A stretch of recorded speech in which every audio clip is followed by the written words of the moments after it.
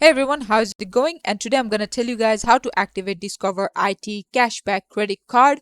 So there are two ways to do this. One way is if you have your phone, you will have a number on printed on the front of your credit card.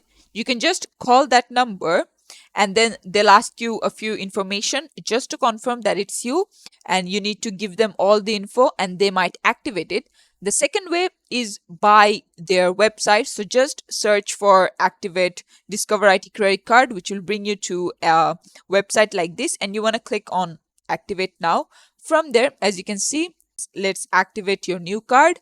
And if you want to log in first or without logging in, select whichever one you want. Then you need to put your card number, as you can see, which is on this one, expiration date, which is this one, sequence ID number, which is right over here, and then just put what is your date of birth, which applies the same as your card, and also the last four digits of either your social security number that you provided or ITIN based on whatever you've provided to your bank. And this is how you can do it. Thanks for watching. Please leave a like and subscribe for more tutorials like this, and I'll see you guys in the next one.